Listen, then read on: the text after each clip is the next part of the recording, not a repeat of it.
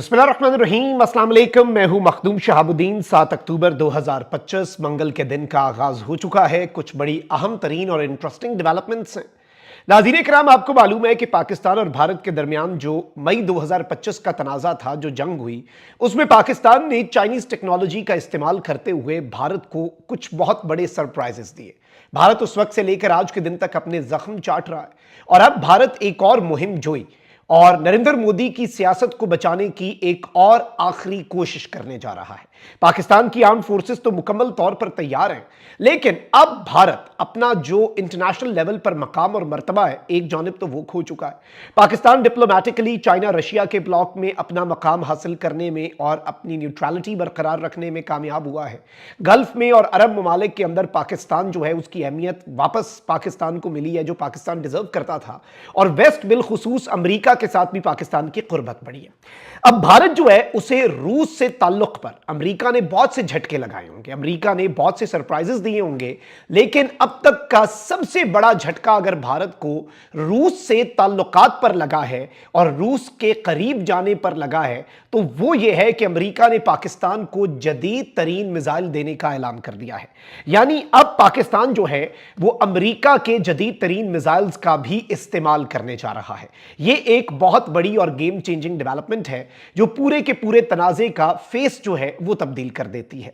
और इसके साथ ही साथ नाज़रीन किराम, दो तीन और चीजें हैं जिन्हें समझना इस वक्त बहुत जरूरी है। भारत की हालत खैर इस वक्त ये हो गई है कि ना घर का राय नरेंद्र मोदी का भारत और ना घाट का।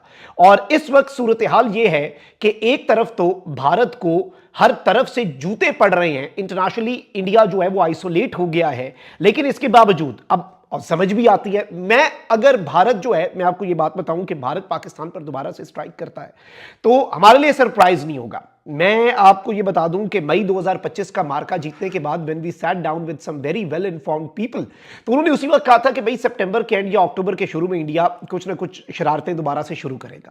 अब पाकिस्तान ने भी अपनी तैयारियां कर दी हैं, बड़ा स्ट्रेटेजिक मैसेज जो है वो इंडिया को पहुंचा दिया गया है नोटम इशू करके, और साथ ही साथ फिर पाकिस्तान ने फतह 4 मिसाइल जो है उसे डिप्लॉय करना शुरू कर दिया है, which will be a very big surprise for India.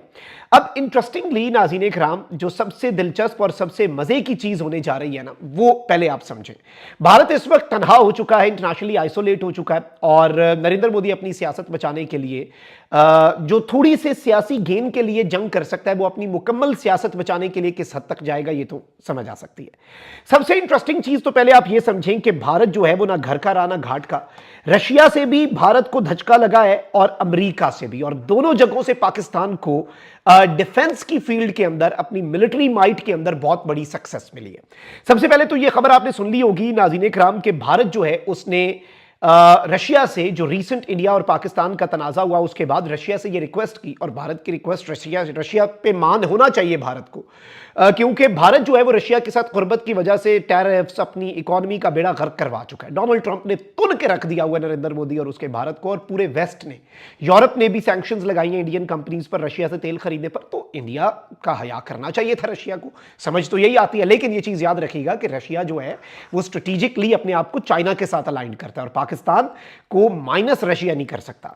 तो बेसिकली मैं आपको यह बताऊं कि रशिया जो है वो JF-17 थंडर जो हम तैयारा अपना Kamra PF aeronautical complex Kamra में बनाते हैं, पाकिस्तान में बनता है। J-10C तो उधर से आता है, JF-17 पाकिस्तान में बनता है।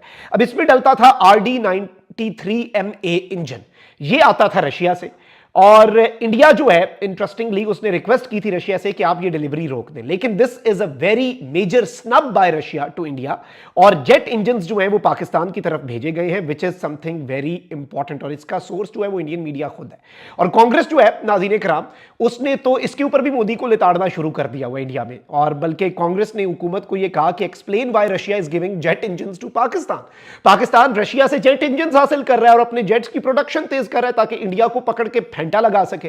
लेकिन खबर यह नहीं है, खबर यह नाज़रीन इकराम कि वो रूस जिससे भारत, जिसकी कुर्बत की वजह से अमेरिका के हाथों रगड़ा गया, अमेरिका से दूर हुआ, वेस्ट से दूर हुआ, अब वही अमेरिका जो है वो पाकिस्तान के साथ डिफेंस कॉपरेशन में भी एक स्टेप आगे जाने जा रहा है। नाज़रीन इकराम, अमेरिका ने एक लिस्ट जो है वो जारी की है, और अमेरिका ने अपने एक बाज़ाब्ता तौर पर एक कॉन्ट्रैक्ट की कुछ डिटेल्स हैं, और ये एयर टू एयर मिसाइल्स हैं बेसिकली, और इसके हवाले से कुछ बहुत बड़े कॉन्ट्रैक्ट्स की डिटेल्स को पब्लिक किया है।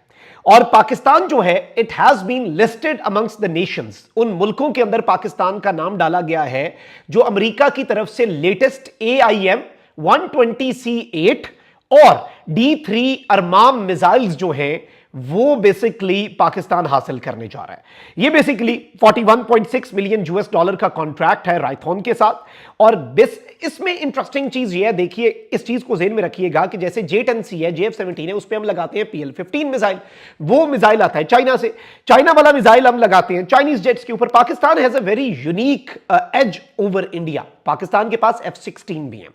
अब F-16 पाकिस्तान इस्तेमाल अभी तक पाकिस्तान ने इंडिया के खिलाफ कॉम्बैट में नहीं किए, लेकिन ये याद रखिएगा जब सर्वाइवल की बात आती है, जब अपनी बका की बात आती है और लास्ट रिजॉर्ट अल्लाह ना करे उस लेवल तक जाएं हम, और उससे पहले वैसे हम इंडिया को फेंटा लगाने की हिम्मत रखते हैं, लेकिन इंपॉर्टेंट तो होता है कि आप अपना प्लान बी प्लान सी भी तैयार रखें।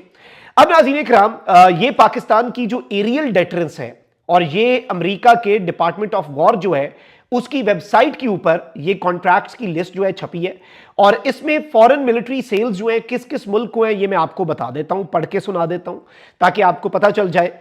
United Kingdom, Poland, Pakistan, Germany, Finland, Australia, Romania, Qatar, Oman, Korea, Greece, Switzerland, Portugal, Singapore, Netherlands, चेक Republic, Japan, Slovakia, Denmark, Canada, Belgium, Bahrain, Saudi Arabia, Italy, Norway, Spain, Kuwait, Finland, Taiwan, Lithuania और दीगर।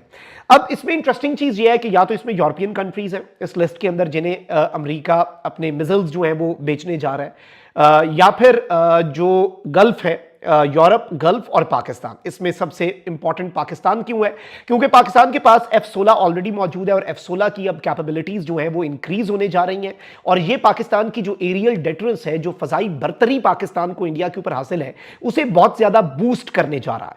और ये जो latest technology America से जो AIM 120C missile है और फिर D3 अमराम मिसाइल जो है, ये दोनों मिसाइल्स बहुत इंपॉर्टेंट हैं। अब ये जो नाज़रीन इकराम M120 है, ये advance medium range air to air missile है, और ये अमेरिका का बनाया गया एक मिसाइल है जो beyond visual range air to air missile है, और ये all weather day and night operations जो है उसमें इस्तेमाल होता है। और इसमें इंपॉर्टेंट चीज ये है नाज़रीन इकराम कि ये active transmit receive radar guidance जो है उसे इस्तेमाल करता है, और ये इसकी वजह से डिटेक्ट होना बड़ा मुश्किल होता है। फिर इसके साथ जो M120D3 अमराम है, ये बेसिकली नाज़रीन इकराम मैं आपको बताऊं कि advanced medium range air to air missile है, ये भी AMRAAM बेसिकली ये बनता है, और ये भी एक medium range radar guided missile है, और ये BVR beyond visual range combat के लिए इस्तेमाल होता है।